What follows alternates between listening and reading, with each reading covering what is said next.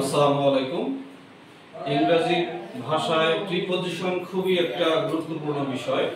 Preposition কোথায় বসে এটা জানা যেমন জরুরি, তেমনি প্রিপজিশন কোথায় বসে না সেটা জানাও খুবই জরুরি। তো আমরা এখন সেটাই আলোচনা করব যে নির্দিষ্ট কিছু এক্সপ্রেশনস আছে, নির্দিষ্ট কিছু প্রকাশ বাক্য আছে যেগুলোর পরে প্রিপজিশন বসে না। আমরা একই সাথে প্রিপজিশন শিখব, সেই সাথে শিখব ইংরেজি ট্রান্সলেশন। বা যে কোনো বিদেশি ভাষা শেখার একমাত্র উপায় হলো ট্রান্সলেশন শেখা।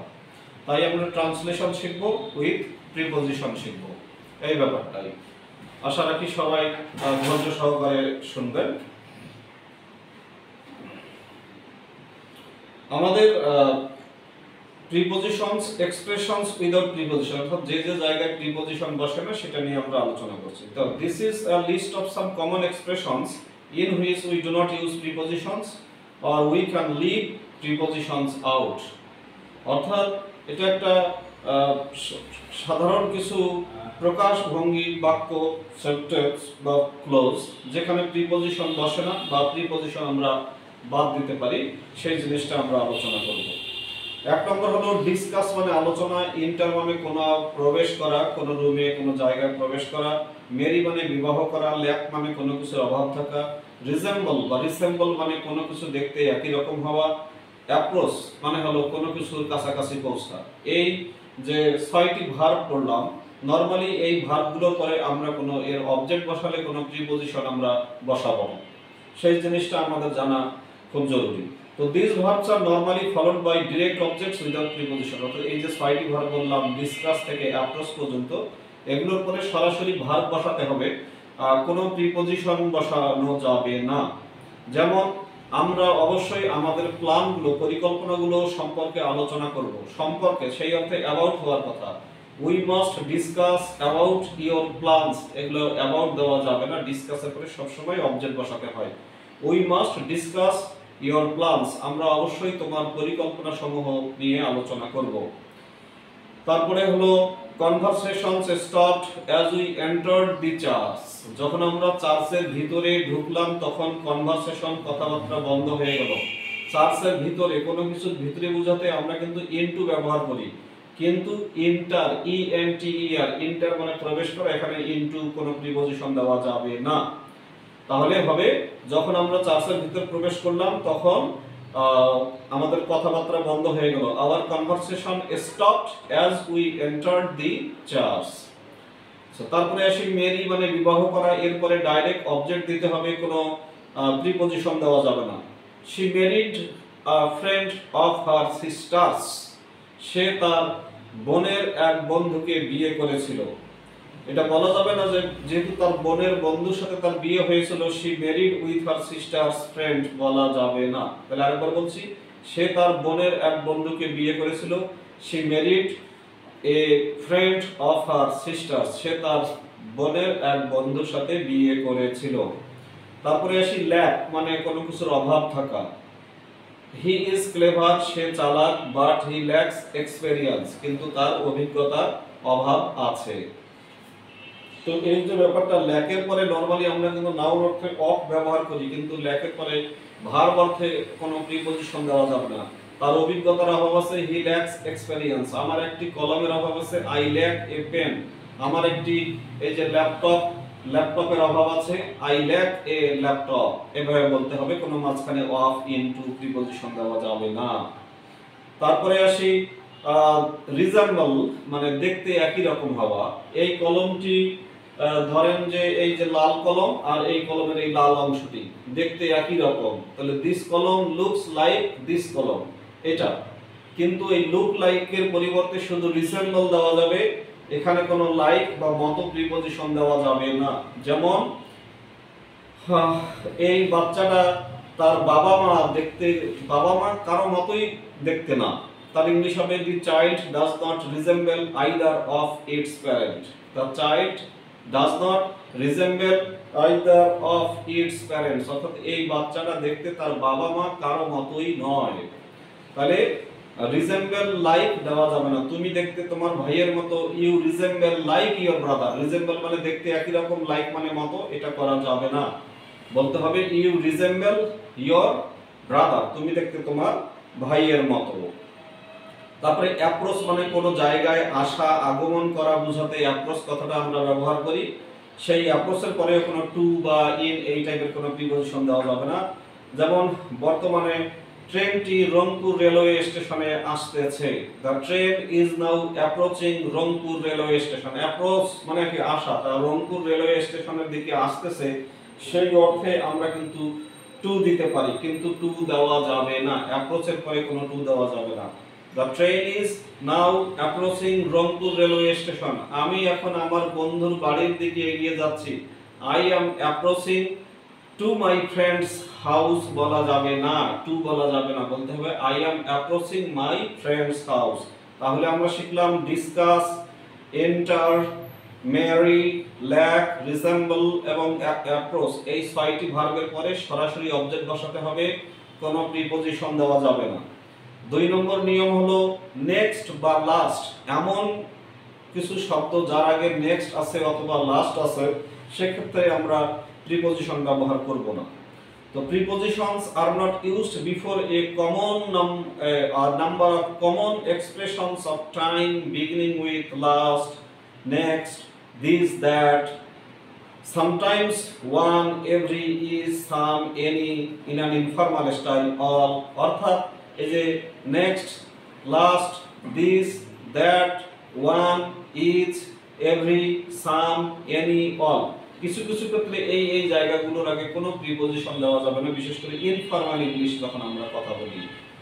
যেমন পরের সোমবারে তোমার সাথে দেখা করব বা দেখা হবে, সি ইউ নেক্সট মানডে, পরের সোমবারে তোমার সাথে দেখা হবে,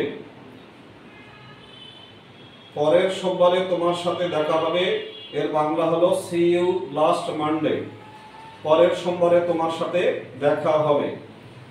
কখনো বলা যাবে না যে মানডে আছে তাহলে see you on next Monday, এটা আমরা বলবো না। মিটিংটা আজকে এই বৃহস্পতিবারে, the meeting is this Thursday, মিটিংটা আজকে বৃহস্পতিবারে, the meeting is this Thursday, the meeting is on this Thursday বলা যাবে না, এটা। তারপরে আসলো I will never forget meeting you that afternoon, ওই দিন আফটারনুনে অর্থাৎ বিকেল বেলা তোমার সাথে দেখা করার কথা আমি কখনোই ভুলবো না, on that afternoon বলা যাবে না। I will never forget meeting you that afternoon, on that afternoon বলা যাবে না। তারপরে আগস্ট মাসের কোনো এক মঙ্গলবার আমরা দেখা করেছিলাম, আগস্ট মাসের কোনো এক মঙ্গলবার আমরা দেখা করেছিলাম, এর ইংরেজি হবে we met one Tuesday in August, we met on one Tuesday বলা যাবে না, we met one Tuesday in August, August মাসের কোনো এক মঙ্গলবারে আমরা দেখা করেছিলাম। যেদিন মন চায় সেদিন আসো, come any day you like, come on any day you like আমরা বলবো না এনি থাকার কারণে, come any day you like, যেদিন মন চায় সেদিন তুমি আসো।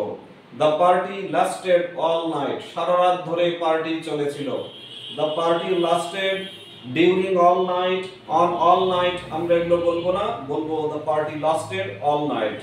তো একইভাবে টুমরো মর্নিং, আমি তোমার সাথে আগামীকাল সকালে দেখা করব, I will meet you on tomorrow morning বলা যাবে না, বলতে হবে I will meet you tomorrow morning। গতকাল বিকালে তোমার সাথে দেখা হয়েছিল, I met you yesterday afternoon, এভাবে এই জায়গাগুলোতে আমরা কোনো প্রিপজিশন বসাবো না। এরপরে 3 নম্বর নিয়মে আসি, সপ্তাহের 7 দিন, 7 দিনের ক্ষেত্রে ইনফর্মাল স্টাইল যখন হবে, সেই ইনফর্মাল স্টাইলে আমরা কোনো প্রিপজিশন অন বসাবো না। In an informal style, we sometimes leave out on before the names of the days of the week. আমরা নরমালি সপ্তাহের 7 দিনের আগে on Sunday, on Monday, on Tuesday ভাবে ব্যবহার করি, কিন্তু ইনফর্মাল ইংলিশে অর্থাৎ যে ইংলিশগুলো আমরা আমাদের বন্ধু বান্ধবী, বাবা মায়ের সাথে ব্যবহার করি, সেই ইংলিশগুলোকে আমরা অন ব্যবহার বাদ দিব। This is very common in American English. তবে হ্যাঁ, আমেরিকান ইংলিশে ফর্মাল ইনফর্মাল যে কোনো ইংলিশেই এই অনটা ওরা ব্যবহার করে না। যেমন why don't you come for a tea Monday evening, তো সোমবার সন্ধ্যায় তুমি কেন চা খাওয়ার জন্য আসো না। Why don't you come for a tea Monday evening, এখানে অন মানডে ইভিনিং হওয়ার কথা, কিন্তু আমেরিকান ইংলিশে এবং ইনফর্মাল ইংলিশে অন মানডে ইভিনিং বলার দরকার নেই, শুধু মানডে ইভিনিং বললেই হবে। আচ্ছা, এবার আরো আমরা যেখানে এ বোঝাতে ইজ বুঝাবে, এ বোঝাতে প্রতি বা প্রত্যেক বুঝাবে, সেই ক্ষেত্রে আমরা কোনো প্রিপজিশন ব্যবহার করব না। যেমন no preposition is used in expressions like 3 times a day, 6 miles an hour, 80 pence a clock, মানে মাপ, গতি, এই ধরনের যে এক্সপ্রেশন গুলো আছে এখানে কোনো প্রিপজিশন দিতে হয় না। যেমন একদিনে 3 বার এই ওষুধটি খেতে হবে, 3 টাইমস অন এ ডে বলার দরকার নাই, 3 টাইমস এ ডে, এই এ মানে প্রতিদিনে। 6 মাইলস অ্যান আওয়ার, প্রতি ঘন্টায় 6 মাইল, এক্ষেত্রেও কোনো প্রিপজিশন লাগবে না। এক প্রতি কেজিতে 8 টাকা, 8 টাকা এ কিলো, প্রতি কেজি 8 টাকা, এইভাবে। যেমন প্রাইভেট লেসনস কস্ট 20 টাকা অ্যান আওয়ার, অর্থাৎ ব্যক্তিগতভাবে কোনো লেখাপড়া করলে 1 ঘন্টায় 20 টাকা লাগে, এই ক্ষেত্রগুলোতে আমরা এটা বসাবো না। আবার একই ক্ষেত্রে পার, পার মানেও প্রতি বোঝায়, সেক্ষেত্রে আমাদের এই প্রিপজিশনগুলো প্রয়োজন হয় না, সেটা। এবার আসি কোন সময় বোঝাতে। কোন সময় বোঝাতে এগুলোর আগে হোয়াট টাইম বা কোন সময় বোঝাতে এগুলোর আগে কোনো প্রিপজিশন অন বা অ্যাট এগুলো আমরা ব্যবহার করি না। যেমন we usually leave out at before what time, what টাইমের পূর্বে আমরা যদি আক্ষরিক অর্থে ধরি একটা অ্যাট বসানো যায়, কিন্তু নরমালি এগুলোর আগে অ্যাট বসানো হয় না। হোয়াট টাইম দিয়ে কোনো বাক্য শুরু হলে আমরা কোনো প্রিপজিশন অ্যাট অন এগুলো বসাবো না। What time does my grandmother's train arrive, কোন সময় আমার দাদির ট্রেন আসে, হোয়াট টাইম। তো এটাকে কোন সময়ে আসে, অ্যাট হোয়াট টাইম বলা দরকার, অ্যাট হোয়াট টাইম, কিন্তু at what time does my train leave, at what time does my train arrive, এখানে অ্যাট না বসিয়ে শুধু what time does my train arrive এটা বললে বাক্যটা বেশি ন্যাচারাল, বেশি স্বাভাবিক হয়। অর্থাৎ কোন সময় ট্রেন আসে, what time does the train come here, এই বাক্যটা হলো, এর মানে হলো আপনি ভালো ইংলিশ জানেন। আর আপনি যদি বলেন যে at what time does the train come here, এর মানে হলো আপনি ইংলিশ জানেন কিন্তু ইংলিশে অত বেশি এক্সপার্ট নন। এবার আসি ইনফর্মাল ইংলিশের ক্ষেত্রে। In an informal style we can also leave out on before what which days, অর্থাৎ কোন দিন বোঝাতে হোয়াট ডেজ বা হুইচ ডে বা হুইচ ডেজ এর ক্ষেত্রে আমরা নরমালি অন কথাটা বাদ দেই যদি সেটা ইনফর্মালি কথাবার্তা বলি। ইনফর্মাল ইংলিশ মানে যে ইংলিশগুলো আমরা আমাদের বন্ধু বান্ধবী, বাবা মায়ের সাথে আনঅফিশিয়ালি কথা বলি, সেটা হলো ইনফর্মাল ইংলিশ। যেমন তোমার চুল কাটানোর ডেট কবে, what day is your hair appointment, তোমার চুল কাটানোর ডেট কবে, what day. On what day বলার কোনো প্রয়োজন নাই। Which day do you have your music lesson, at which day বা on which day do you have your music lesson, কোন দিন তোমার সঙ্গীতের প্রাইভেট আছে বা সঙ্গীতের ক্লাস আছে, এখানে অন বসানোর কোনো প্রয়োজন নেই। একইভাবে অ্যাবাউট এর ক্ষেত্রে যে কোনো ইনফর্মাল ইংলিশে, ইন অ্যান ইনফর্মাল স্টাইল, যে কোনো ইনফর্মাল ইংলিশে at is dropped before about plus time expression, অর্থাৎ যখন কোনো সময় বোঝাবো এবং সময়টার ক্ষেত্রে অ্যাবাউট লাগানো প্রয়োজন, সেই ক্ষেত্রে আমরা অতিরিক্তভাবে অ্যাট প্রিপজিশনটা বাদ দিব। যেমন I will see you about 3 o'clock, প্রায় 3টার সময় তোমার সাথে আমি দেখা করব। তাহলে সময় বুঝালে আমরা জানি অ্যাট বসে, সেই অর্থে আমরা বলি যে I will see you at about 3 o'clock, এটা কিন্তু ঠিক আছে, কিন্তু ইনফর্মাল ইংলিশে এই অ্যাবাউটটা ভ্যানিশ করা হয়। I will see you about 3 o'clock, at বলবো না। আবার যখন ডিউরেশন অর্থাৎ লম্বা সময় বোঝাবে, সেক্ষেত্রেও ইনফর্মাল স্টাইলে আমাদের যে ফর টাইপের যে প্রিপজিশনটা আমরা বসাই ফর্মাল ইংলিশে, সেটার প্রয়োজন নেই। ইন অ্যান ইনফর্মাল স্টাইল, কোন ইনফর্মাল স্টাইলে for is often left out in expressions সেই সমস্ত বাক্যগুলোতে ফর প্রিপজিশনটি বাদ হয়। That's A how long something last, যদি কোনো কিছু লাস্টিং বোঝায় যে কতক্ষণ ধরে এটা চলে, যে আমার লেকচারটা প্রায় 15 মিনিট ধরে চলছে, এই লাস্টিং এর ক্ষেত্রে ফরটা আমরা বাদ দেই। যেমন আমি এখানে 3 সপ্তাহ ধরে বর্তমানে আছি, I have been here for 3 weeks now, আমি এখানে বর্তমানে 3 সপ্তাহ ধরে আছি, ফর 3 উইকস নাও। কিন্তু ইনফর্মাল ইংলিশে, ইনফর্মাল স্টাইলে বলতে হবে I have been here 3 weeks now, ফরটা বলার দরকার নেই। আপনি যদি ফর বলেন সেটা ঠিক আছে, কিন্তু ফর বলার অর্থ হলো আপনার ইনফর্মাল ইংলিশ সম্পর্কে সঠিক কোনো ধারণা নেই। একইভাবে তুমি এখানে কতদিন ধরে আছো, how long are you staying for, তুমি এখানে কতদিন ধরে আছো, how long are you staying for, এই ফরটা না বললেও চলবে। ফরটা বলার অর্থ হলো আপনি ফর্মাল ইংলিশ বোঝেন কিন্তু ইনফর্মাল ইংলিশ বোঝেন না। একইভাবে যে কোনো পরিমাপ, মেজারমেন্ট এক্সপ্রেশনস আফটার বি ভার্বের পরে যখন কোনো পরিমাপ বুঝাবে, কেজি, মিটার, কিলোমিটার এরকম বুঝাবে, সেই ক্ষেত্রে আমরা কিছু প্রিপজিশন বাদ দিব।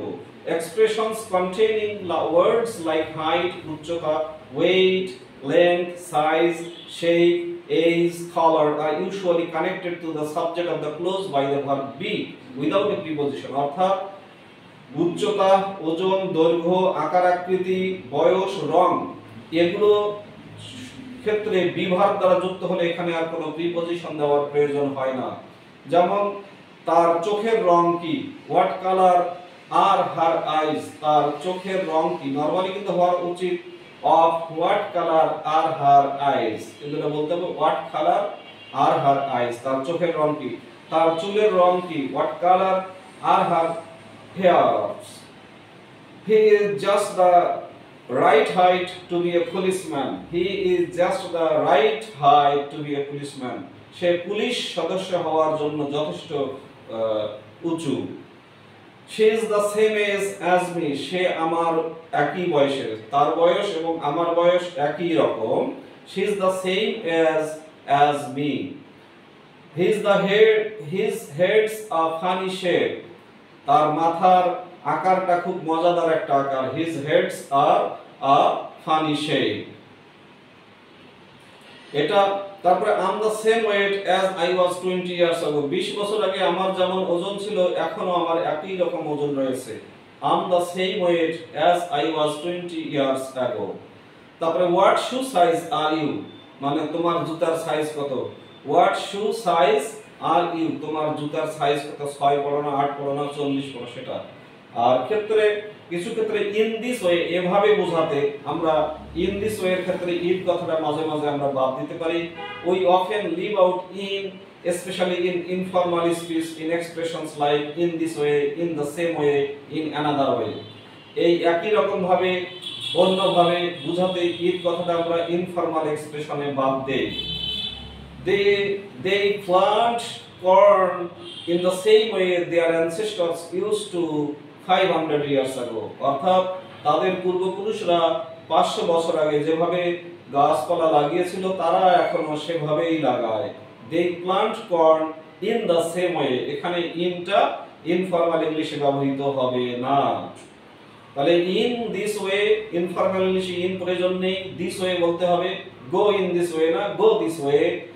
একই ভাবে যাও, ডু, অঙ্কটা একই রকম ভাবে করো, do the some the same way, in the same way, in বলার প্রয়োজন নেই, do the same sum the same way।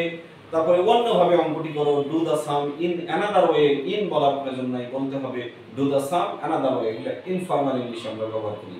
একইভাবে হোমের ক্ষেত্রে নরমালি হোমের পূর্বে আমরা টু প্রিপজিশন ব্যবহার করি না। we do not use to before home, হোমের পূর্বে টু বসি না। যেমন আমি বাড়ি যাচ্ছি, আই এম গোয়িং হোম, আমি বাড়ি যাচ্ছি, আই এম গোয়িং হোম। কিন্তু আমি কলেজে যাচ্ছি, I am going to college, বাড়ির আগে টু হোম বসে না। কিন্তু ইনফর্মাল ইংলিশে, বিশেষ করে আমেরিকান ইংলিশে অ্যাডটা বাদ দেওয়া যেতে পারে হোমের পূর্বে। যেমন in informal English, specially American English, at can be left out before home. Is anybody home, কেউ কি বাড়িতে আছে, নরমালি বলা উচিত ইজ এনিবডি অ্যাট হোম, কেউ কি বাড়িতে আছে, কেউ কি স্কুলে আছে, ইজ এনিবডি অ্যাট স্কুল। একইভাবে ইজ এনিবডি অ্যাট হোম বলা উচিত, কিন্তু এই অ্যাডটা ইনফর্মাল ইংলিশে এবং বিশেষ করে আমেরিকান ইংলিশে অ্যাডটা বাদ দেওয়া হয়। তাহলে এই নিয়মগুলো জানলে আমরা আমেরিকান ইংলিশ এবং ইনফর্মাল ইংলিশ জানতে সুবিধা হবে এবং এই ট্রান্সলেশনগুলো আমাদের স্পোকেন ইংলিশে খুবই কাজে লাগবে এবং এগুলো আমরা স্পিকিং প্র্যাকটিস করব, সেই সাথে এগুলো আমরা লিখে লিখে প্র্যাকটিস করব, কারণ ডায়লগ লিখতেও এই ইংলিশগুলো প্রয়োজন। এবার আসি প্লেস বা কোনো জায়গার ক্ষেত্রে আমরা কিছু প্রিপজিশন বাদ দিব, যেমন in an informal style to can be dropped in some expressions with the word place. যে শব্দগুলোতে প্লেস আছে সেই শব্দগুলোর কিছু কিছু ক্ষেত্রে টু কথাটা বাদ দেওয়া যেতে পারে। This is normal in American English. বারবার বলছি যে এই প্রিপজিশনগুলো বাদ দেওয়া আমেরিকান ইংলিশে খুবই normal. Let's go to some place where it's quiet. চলো কিছু জায়গায় যাই যেখানে খুবই নীরব, চুপচাপ, শান্তশিষ্ট। Let's go to some place where it is quiet. এই যে let's go to some place, এই সাম প্লেস থাকার কারণে আর টুটা দেওয়ার দরকার নাই। Let's go some place where it is quiet, যেখানে খুব নীরব সেরকম কিছু জায়গা যাই। I always said you would go places. আমি সব সময় বলেছি যে তুমি কোনো ভালো জায়গায় যাবা। You would go to places, place থাকার কারণে টুটা আমরা দেব না, বলবো ইউ উড গো প্লেসেস, অর্থাৎ তুমি সফল হবে। আচ্ছা, এবার আসি ইনফিনিটিভ স্ট্রাকচারেও কিছু কিছু ক্ষেত্রে আমরা প্রিপজিশন ব্যবহার করি না। আমরা জানি ইনফিনিটিভ মানে মূল ভার্বের বেস ফর্মের আগে টু বসে, কিন্তু এই ইনফর্মাল ইংলিশে স্টাইলে ইনফিনিটিভের ক্ষেত্রে আমরা কোনো প্রিপজিশন টু বাদে অন্য কোনো প্রিপজিশন দরকার হয় না। In an informal style, prepositions can be dropped in the structure noun plus infinitive plus to, অর্থাৎ যেখানে নাউনের পরে ইনফিনিটিভ বসে তারপর একটা অতিরিক্ত প্রিপজিশন প্রয়োজন হয়, সেই জায়গাতে আমাদের এই অতিরিক্ত প্রিপজিশনটার কোনো প্রয়োজন নেই। যেমন তার খাবার কেনার টাকা নাই, she has no money to buy food with। খাবার কেনার মতো তার টাকা নেই, she has no money to buy food with। খাবার কেনার মতো টাকা নেই। এই উইথ প্রিপজিশনটা যেহেতু money to buy food with, যেহেতু এই যে noun plus infinitive plus preposition উইথটা, এই উইথটা দেওয়ার কোনো প্রয়োজন নাই ইনফর্মাল ইংলিশে। We have an hour to do it in, আমাদের 1 ঘন্টার মধ্যে এই কাজটা করতে হবে। We have an hour to do it in, 1 ঘন্টার মধ্যে, কিন্তু এই যে শেষে টু ডু থাকার কারণে ইনটা দেওয়ার প্রয়োজন নাই। We have an hour to do it, এটা করার মতো আমাদের 1 ঘন্টা সময় হাতে আছে। তো this is particularly common with the noun place। তো এটা যখন নাউনটা প্লেস আকারে ব্যবহার, প্লেসটা যখন নাউন আকারে বসে তখন সেই জায়গাগুলোতে আমরা প্রিপজিশন দেই না, এটা খুবই কমন একটা ব্যাপার।